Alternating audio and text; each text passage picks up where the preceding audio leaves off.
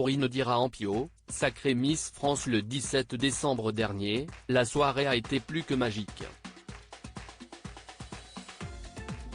Mais pour certaines autres Miss régionales, le réveil a été quelque peu compliqué.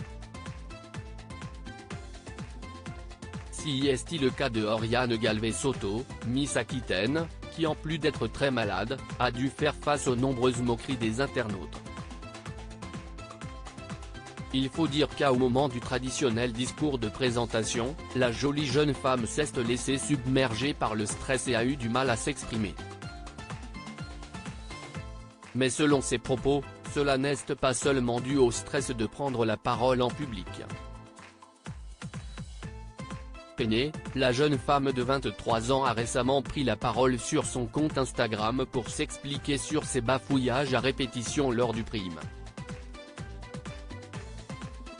En story, elle a assuré avoir dû reprendre sa respiration à plusieurs reprises pour éviter une quinte de tout malheureuse. Malheureusement, depuis mon otite je suis toujours malade. Et actuellement je suis incapable d'aligner deux mots sans m'étouffer. Si est pourquoi je me suis arrêté plusieurs fois pendant mon discours. Je ne voulais pas partir dans une crise de toux, a-t-elle révélé avant de conclure, dès que je me sens mieux, je reviens au plus vite. Une expérience tout de même positive malgré les nombreuses critiques des internautes, Oriane Galvez-Soto garde tout de même un bon souvenir de son aventure Miss France. Retenue dans le top 15, sur 30 candidates, elle n'a pas à rougir de son parcours.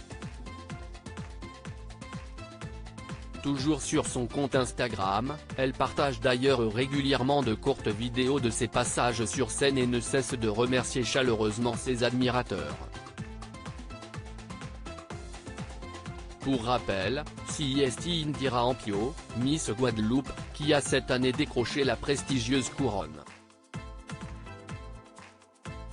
Pour la jeune femme de 18 ans, si une folle année qui s'annonce. Entre shooting photos et interviews, la jeune reine de beauté a été immédiatement plongée dans le grand bain.